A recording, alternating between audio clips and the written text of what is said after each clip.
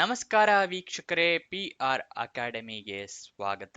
ಈ ವಿಡಿಯೋದಲ್ಲಿ ಕರ್ನಾಟಕ ರಾಜ್ಯ ಸರ್ಕಾರದವರ ನೇಮಕಾತಿ ಬಗ್ಗೆ ತಿಳಿಸ್ಕೊಡ್ತೀನಿ.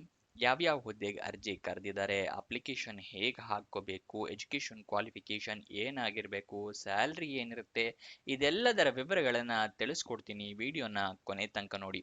ವಿಡಿಯೋ ಶುರು ಮಾಡೋದಕ್ಕೂ ಮುಂಚೆ ಈ ಚಾನೆಲ್ನ ಸಬ್ಸ್ಕ್ರೈಬ್ ಮಾಡಿಲ್ಲ ಅಂತ ಹೇಳಿದ್ರೆ ಸಬ್ಸ್ಕ್ರೈಬ್ ಮಾಡ್ಕೊಳ್ಳಿ, ಮತ್ತೆ ಹಾಗೂ ಪಕ್ಕದಲ್ಲಿರೋ ಬೆಲ್ ಐಕನ್ ಪ್ರೆಸ್ ಮಾಡಿ. ವಿಡಿಯೋನ ಶುರು ಮಾಡೋಣ.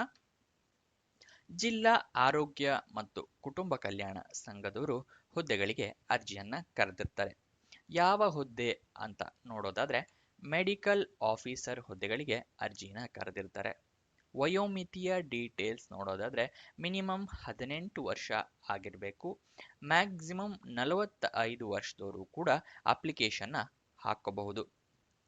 ನೆಕ್ಸ್ಟ್, ಎಜುಕೇಶನ್ ಕ್ವಾಲಿಫಿಕೇಶನ್ ವಿವರ ನೋಡೋದಾದ್ರೆ ಕಂಪ್ಲೀಟ್ ಮಾಡಿರ್ಬೇಕಾಗುತ್ತೆ MBBS ಅಥವಾ ಡಿಪ್ಲೊಮೊ ಮಾಡಿರ್ಬೇಕಾಗತ್ತೆ ಅಥವಾ MD ಮಾಡಿರ್ಬೇಕು, ರೆಕಗ್ನೈಸ್ಡ್ ಬೋರ್ಡ್ ಅಥವಾ ರೆಕಗ್ನೈಸ್ಡ್ ಯೂನಿವರ್ಸಿಟಿಯಿಂದ. ಓಕೆನಾ. ನೆಕ್ಸ್ಟ್, ಸೆಲೆಕ್ಷನ್ ಪ್ರೋಸೆಸ್ನ ನೋಡೋದಾದ್ರೆ ಮೆರಿಟ್ ಲೀಸ್ಟ್ ಪ್ರಕಾರ ನಿಮ್ಮನ್ನ ಸೆಲೆಕ್ಟ್ ಮಾಡ್ತಾರೆ. ಅದಾದ ನಂತರ ಇಂಟರ್ವ್ಯೂ ಇರುತ್ತೆ. ಇದಿಷ್ಟು ಸೆಲೆಕ್ಷನ್ ಪ್ರೋಸೆಸ್ನ ವಿವರ. Next, rules and documents needed, ಅಂದ್ರೆ ಏನೇನ್ ರೂಲ್ಸ್ ಇರುತ್ತೆ ಮತ್ತೆ ಏನೇನ್ ಡಾಕ್ಯುಮೆಂಟ್ಸ್ನ ನೀವು ತಗೊಂಡು ಹೋಗ್ಬೇಕು ಅಂತ ಹೇಳಿ. ಓಕೆನಾ. ಆಯ್ಕೆಯ ಪ್ರಕ್ರಿಯೆಯಲ್ಲಿ ಯಾವುದೇ ಬದಲಾವಣೆಯಾದರೂ ಆಯ್ಕೆ ಸಮಿತಿಯ ತೀರ್ಮಾನವೇ ಅಂತಿಮವಾಗಿರುತ್ತದೆ. ಅಂದ್ರೆ ಏನ್ ಸೆಲೆಕ್ಷನ್ ಕಮಿಟಿ ಇರುತ್ತಲ್ಲ, ಅವ್ರ ತೀರ್ಮಾನನೇ ಅಂತಿಮ ಆಗಿರುತ್ತೆ. ನೀವೇನು ಕ್ವಶನ್ ಮಾಡೋ ಅಧಿಕಾರ ಇರೋದಿಲ್ಲ. ನೆಕ್ಸ್ಟ್, ಮೆರಿಟ್ ಆಧಾರದ ಮೇಲೆ ನಿಮ್ಮ ಆಯ್ಕೆ ಮಾಡಲಾಗುತ್ತೆ. ಮುಂಚೆನೆ ಹೇಳಿದ ಹಾಗೆ ಮೆರಿಟ್ ಲೀಸ್ಟ್ ಪ್ರಕಾರ ನಿಮ್ಮನ್ನ ಸೆಲೆಕ್ಟ್ ಮಾಡ್ತಾರೆ. ನಿಮ್ಮ ಅಪ್ಲಿಕೇಶನ್ ಹಾಕಿರ್ತೀರಾ, ಅದರಲ್ಲಿ ಯಾರ್ ಮೆರಿಟ್, ಯಾರ ಹೈಯೆಸ್ಟ್ ಕ್ವಾಲಿಫೈಡ್ ಅದನ್ನೆಲ್ಲ ನೋಡಿ ನಿಮ್ಮನ್ನ ಸೆಲೆಕ್ಷನ್ ಮಾಡ್ತಾರೆ. ಮತ್ತೆ ಈ ಅಪ್ಲಿಕೇಶನ್ ಹಾಕೋ ಅಂದ್ರೆ ಈಗ ಆನ್ಲೈನ್ ಮುಖಾಂತರ ಅಥವಾ ಆಫ್ಲೈನ್ ಮುಖಾಂತರ ಅಪ್ಲಿಕೇಶನ್ ಹಾಕುವಂಥದ್ದಲ್ಲ ಇದು.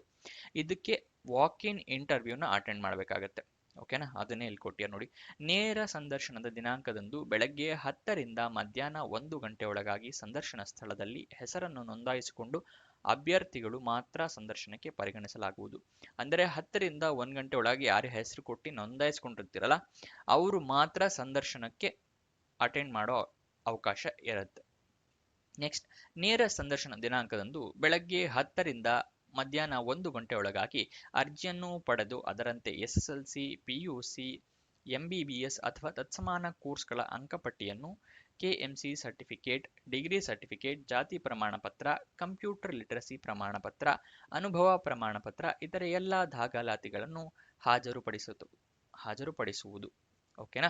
ಅಂದ್ರೆ ನೀವು ಎಲ್ಲ ಮಾರ್ಕ್ಸ್ ಕಾರ್ಡನ್ನು ತಗೊಂಡು ಹೋಗಿರಿ, ಅದರ ಕಾಪಿ ಒಂದು ಸೆಟ್ ಕಾಪಿನೂ ಕೂಡ ತಗೊಂಡು ಹೋಗಿ. ಯಾವ್ದು ಅಂತ ಹೇಳಿದ್ರೆ ಇಲ್ಲಿ ಮೆನ್ಷನ್ ಮಾಡಿದಾಗೆ SLC, PUC ಮತ್ತೆ ಡಿಪ್ಲೊಮೊ ಆಗಿದ್ರೆ ಡಿಪ್ಲೊಮೊ ಅಥವಾ MBBS ಆಗಿದ್ರೆ MBBS. ನೆಕ್ಸ್ಟ್, ನಿಮಗೆ ಎಕ್ಸ್ಪೀರಿಯನ್ಸ್ನ ಸರ್ಟಿಫಿಕೇಟ್ ಇದ್ರೆ ಎಕ್ಸ್ಪೀರಿಯನ್ಸ್ ಸರ್ಟಿಫಿಕೇಟ್ ತೊಗೊಂಡೋಗಿ, ಮತ್ತೆ ಡಿಗ್ರಿ ಸರ್ಟಿಫಿಕೇಟ್ಸು ಕಾನ್ವೊಕೇಶನ್ ಇರುತ್ತಲ್ಲ ಅದನ್ನು ತೊಗೊಂಡೋಗಿ. ಮತ್ತೆ ನೀವೇನಾದ್ರು ರಿಸರ್ವೇಶನ್ ಕ್ಲೈಮ್ ಮಾಡ್ಕೋತೀರಾ ಅಂತ ಹೇಳಿದ್ರೆ ನಿಮ್ಮ ಜಾತಿ ಪ್ರಮಾಣ ಪತ್ರನೂ ಬೇಕಾಗತ್ತೆ. ಮತ್ತೆ ಈ ಜಾಬಿಗೆ ಕಂಪ್ಯೂಟರ್ ನಾಲೆಡ್ಜ್ನ ಅಗತ್ಯ ಇರುತ್ತೆ. ಅದಕ್ಕೋಸ್ಕರ ಅವರು ಕಂಪ್ಯೂಟರ್ ಲಿಟರಸಿ ಪ್ರಮಾಣ ಪತ್ರ ಕೇಳಿದ್ದಾರೆ. ಕಂಪ್ಯೂಟರ್ ನಾಲೆಡ್ಜಿನ ಪ್ರಮಾಣ ಪತ್ರ ಸರ್ಟಿಫಿಕೇಟ್ ಬೇಕಾಗುತ್ತೆ.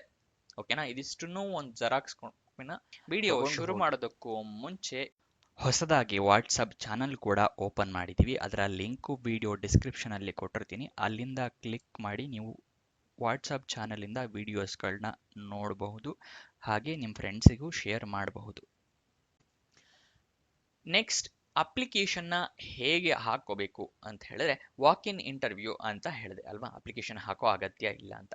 ಎಲ್ಲಿ ವಾಕ್ ಇನ್ ಇಂಟರ್ವ್ಯೂ ನಡೆಯುತ್ತೆ ಅಂತ ಹೇಳಿದ್ರೆ district health and family welfare officers office, DINC hall, KN sanatorium hospital premises, Bangarapet road, Kolar, 3 ಜನವರಿ 2025 ತಾರೀಕು 10 ಗಂಟೆಗೆ ನಡೆಯುತ್ತೆ.